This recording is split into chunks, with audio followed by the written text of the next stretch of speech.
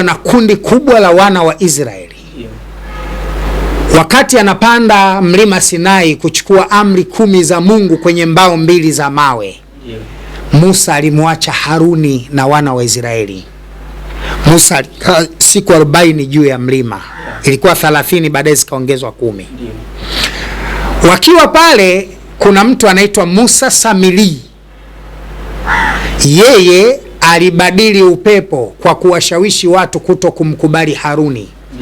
Akatengeneza ndama wa shaba ambaye alikuwa akipelekwa upande wa sauti wa upepo, unaotoka upepo anatoa sauti. Wale wakaamua kuabudia ndama, wakamwacha Mungu wa kweli wa Musa. Musa aliporudi akataka kumpiga Haruni. Haruni akasema, usinipige mimi ndugu yako, utawapa nafasi maadui zetu. Mimi sikuambia wana wa Israeli wamwabudie ndama, ni Musa Samili. Mungu akatoa amri kundi lile litengwe. Tumeelewana sawa sawa? Tunaelewana. Lile kundi likatengwa kiibada, likatengwa baadhi ya mambo, lakini kwa kuwa walikuwa wana wa Israeli wakarudi wote mpaka Misri. Mpaka Kanaani.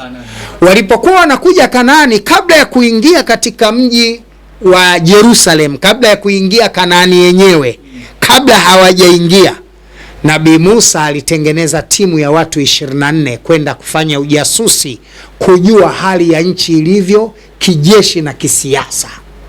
Watu hawa 24 walitengenezwa kutoka kwenye makabila 12 ya wana wa Israeli. Walipoingia ndani, walifanya ujasusi kwa muda wa siku 7. Ujasusi huu ulikwenda kuleta ripoti ambayo ilikuwa na makundi mawili. Vijana 22 walikuwa na msimamo mmoja, wasipigane na wasiwe tayari kufuata amri ya Musa. Badala yake, kama Musa anataka kupigana, apigane mwenyewe na watu wake. Vijana 2 ambao walikuwa ni Yefune mwana wa Karebo na Yoshua mwana wa Nuni, wao wakakubaliana na hoja ya kumwamini Mungu pamoja na nguvu kubwa za kijeshi walizonazo. Kama Mungu aliwanusuru kwenye mikono ya Farao ambaye alikuwa na jeshi kubwa, hawezi kushindwa kuwaondoa kwa Wafilisti ambao wako ndani ya Israeli. Cha kufanya, tukapigane tukimtegemea Mungu mbele ya sanduku la agano. Mungu atatupa ushindi. Kama tulivyoshinda kwenye vita mbalimbali, tukitazama sanduku la agano lenye Torati, tutashinda na vita hivi. Walipoleta ripoti hii, lile kundi la watu 22 likashawishi kundi kubwa, wakagoma. Lile kundi la watu wachache likataka kupigana. Kwa kuwa walikuwa wachache na Mungu alichukizwa, wale vijana 12 hawakuingia kwenye vita, akawapa maradhi, wakafa wote. Nabii Musa kipindi hicho naye akaja akafa. Wale vijana 2, Yefune mwana wa Karebo na Yoshua mwana wa Nuni, wakatengeneza jeshi jipya la vijana, kizazi kipya, wakaamua kwenda kuikomboa nchi. Ndio kisoma katika Biblia kitabu cha Yoshua wakati anaingia katika nchi ya Israeli, anakwenda kupigana katika nchi ya ahadi, kuna mahala alitokewa na mtu mume amevaa kanzu na upanga mkononi mwake. Yoshua akaanguka kifudifudi kwa yule, akamwambia, yuasema nini bwana wangu? Yule akamwambia, inuka, usianguke kifudifudi mbele yangu, inuka Yoshua. Akainuka. Yoshua akawa anahofia ule usiku, ile siku anakwenda kupigana ilikuwa Ijumaa jioni. Amebakiza kundi dogo la watu kuingia Yerusalemu. Ikiingia magharibi Jumamosi, Ijumaa jioni, inakuwa ni siku ya Sabato, hawaruhusiwi kupigana. Yoshua akamuomba Mungu, jua likasimama, akapigana vita, akashinda. Alipoingia Yerusalemu, ndio jua likaanza tena kuendelea na safari, likamaliza masaa 2 yaliyobaki mpaka ikazama jua, akawa ameingia siku ya Sabato na ameshashinda vita.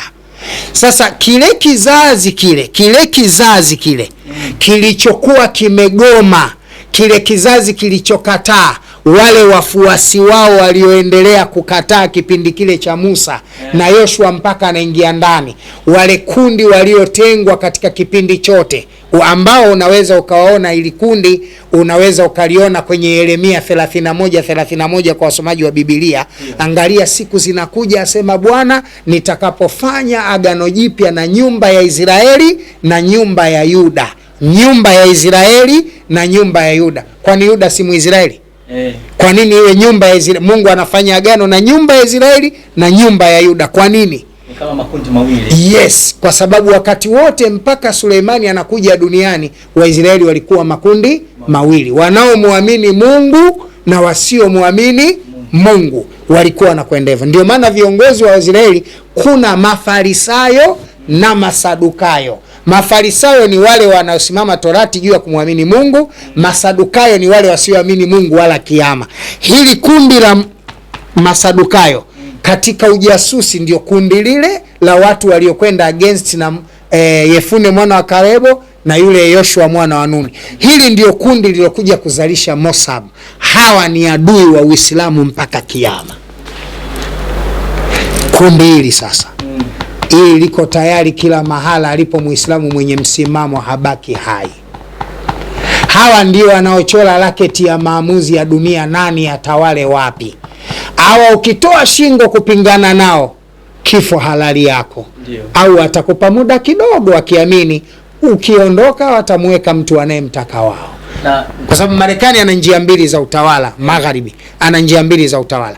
Ima kukuondosha duniani kwa kusalitisha na watu wako wakuue wakuondoe, au kwa kukuacha kidogo kukuandalia mpinzani ambaye atakuondoa madarakani kwa muda wanaotaka wao. Na Dr. Sule, kwa maana watu ambao wamekuwa wamebobea kwenye issue za politics ka ukanda wa Magharibi, ukimaisha kule Marekani na hata upande wa Middle East kwenye nchi za Kiarabu, kwa falme za Kiarabu, umewataja pia hapo kama Marekani akimtaka mtu amuondoe, ni kwamba aidha muda wako uishe, mweke mtu anemtaka au watu wakusaliti. Tuliona Libya kwa Muammar Gaddafi kwamba alisalitiwa na watu wake. Hata Marekani kuna baadhi ya marais inasemekana Iraq pia same kwa kina Saddam Hussein. Sudani pia. Ni unaona hayo maeneo? Iraki pia, Sudani pia, Libya pia, na maeneo mengine mengi wamekuwa wakifanya hivyo. Na pia inasemekana, japokuwa haijathibitishwa, labda utatuambia kama unalifahamu hilo pia, hata baadhi ya marais wa Amerika ambao walionekana kama kuna wanaipinga either kwa siri au kwa dhahiri Mossad na Israel kwa ujumla, ni kama nao hawakuwa na muda mrefu madarakani. Yes, of course. Liko hivyo wala halina. Kwanza unachotakiwa kujua, Marekani na Mossad, kwa maana Marekani na Israeli wana mkataba. Mkataba wa Marekani kwa Muisraeli ni kuhakikisha Marekani anatumia hata jeshi lake lote, silaha zake zote na nguvu zake zote kuhakikisha Israeli inabaki salama na taifa lililo huru kwa gharama yoyote, ili Marekani na watu wa Magharibi wakapate matokeo chanya ya wanachokitaka kupitia Israeli. Kikubwa ninachotaka nikuambie ni teknolojia. Kuna watu wanashindwa kuelewa. Nikisema teknolojia ndio uchumi. Kabisa, ndio kila kitu duniani. Teknolojia ndio uchumi. Mifuko yote ya kubeti iliyopo duniani mwenyewe ni Muisraeli. Biashara zote za silaha duniani mwenyewe ni Muisraeli. Biashara zote za viungo za binadamu zinazofanywa duniani mwenyewe ni Muisraeli. Japo watu wanaweza wasijue kwamba kuna biashara ya viungo na inauzwa ghali sana, ni katika biashara kubwa duniani. Kuna watu wanauza mioyo, wanauza figo. Kuna historia pana sana. Usione watu wanatengeneza vita. Sometimes wanahitaji baadhi ya viungo vya binadamu kwa ajili ya kazi wanazozijua Waisraeli na washirika wao. Lakini magonjwa makubwa yanayotengenezwa duniani, lengo lake ni kubusti viwanda vikubwa vinavyotengeneza dawa duniani. Ndio maana kila baada ya muda Magharibi lazima atengeneze maradhi ya mlipuko na mengine ayazuie dawa ili viwanda vikubwa vifanye kazi. Hivyo nataka kuniambia wanasayansi wameshindwa kutengeneza dawa ya ukimwi? Mpaka leo inashindikana kupatikana kwa dawa ya ukimwi. Lakini ukiruhusu dawa ya ukimwi, umeua baadhi ya viwanda magharibi. Umeua biashara za watu. Lazima ukimwi uwepo, viwanda viendelee ili kazi zifanyike. Na Dr. Sule, hapo ni kuweke sawa kwa yani bado tuliweke sawa ili inasemekana kwamba biashara za dawa za kutibu magonjwa ya binadamu ndio biashara inaongeza uchumi mkubwa kwa dunia, kwa baadhi ya matajiri duniani. Huo ndio ukweli ulivyo, na viwanda vikubwa duniani vinaendesha uuzaji wa dawa za binadamu na yale magonjwa ya milipuko. Ndio maana kila baada ya muda lazima kutengenezwe tukio liwe solved, lakini kuwa solved litasaidia kufanya biashara. Yeah. Ni vile tu muda wetu ni kama hautoshi, ila tungezungumza pia kuhusu Israeli na Jeffrey Epstein. Kwa nini Mossad inaishikilia dunia? Kwa nini Mossad wana kauli kubwa mbele ya Marekani? Tumalize na hili hapa. Iran wamemchukua kiongozi wa muda ambaye ndo rais wa kidini wa Iran, ni supreme leader sasa hivi, ambaye alikuwa ni mkuu wa vyuo vya kidini pale nchini Iran. Naye amesema kwamba ni kisasi ndio kilichobaki. Bendera nyekundu imepandishwa katika jiji la Tehran na siku 40 za maombolezo. Kijeshi Marekani ina nguvu kubwa kuliko Irani. Ndio. Lakini Irani wana Mungu. Kwa hiyo sio vita nyepesi.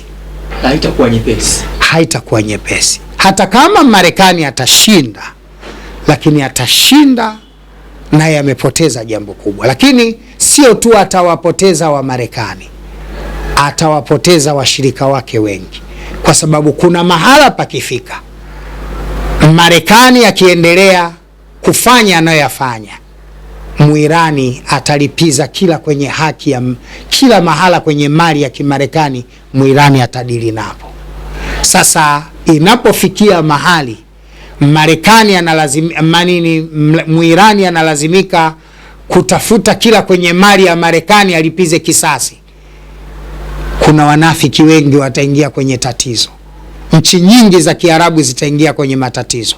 Tunakokwenda sasa, tutaingia kwenye vita kuu vya 3 vya dunia. Tatoka katika yale aliyokuamrisheni Mwenyezi Mungu, au kama hamtatoka mkiwa wagonjwa au wazima, basi Mwenyezi Mungu atakuadhibuni kwa adhabu iumizayo. Inasema kwamba nendeni mkaipiganie dini ya Mwenyezi Mungu mkiwa wepesi au kwa wazito. Unaamini Iran ataanguka kwenye hii vita? Nimerudia kusema maneno yafuatayo. Vita ni vita. Ndio. Lakini Muirani ana Mungu. Kwa kuwa Muirani anapigana na Mungu nyuma yake, kwanza kubali atapata wafuasi kwa gharama yoyote.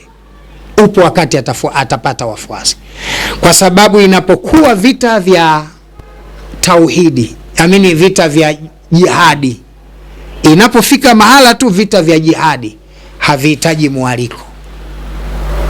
Na bahati mbaya sana, tofauti ya Marekani na Irani iko hapa. Muirani au mtu anayepigana jihadi, kufa ni ushindi na kuua ni ushindi. Ndio. Asiyepigana jihadi, ushindi ni kuua, sio kufa. Yeah. Sasa itafika mahali Muirani atapigana bila ya kujali kufa, kwa sababu akiamini akifa kamaliza mwendo salama, kwa Mungu ana salama. Huyu mtu anayepigana akiwa anatamani kufa, kumshinda huwa ni kazi ngumu, la kwanza. Lakini la pili, nimesema vita vyote vya jihadi havina mwaliko. Ikishakuwa jambo la jihadi halina mwaliko. Kwa hiyo kuna watu watatoka maeneo mbalimbali wataiunga mkono Irani kwa gharama yoyote, kwa sababu tu ya neno jihadi. Jambo hili litamfanya Marekani kwenye vita hii awe na wakati mgumu na washirika wake. Dr. Sule, nikimnukuu Donald Trump akisema kwamba wanaenda kwenye vita ambayo sio rahisi hata kidogo. Watapoteza wanajeshi wao, watapoteza vitu vyao, lakini watu inabidi wavumilie kwa sababu hii ni vita, ila wataangalia namna bora ya kupunguza maumivu. Pia nikinukuu mmoja wa kiongozi wa usalama wa Iran anasema kwamba sisi hatukumchokoza mtu wala hatukuianzisha hii vita, ila swala la vita kumalizika, hilo tunalo sisi mkononi mwetu. Tutajua vita tunaimaliza lini. Wamekataa mazungumzo, wameikataa amani.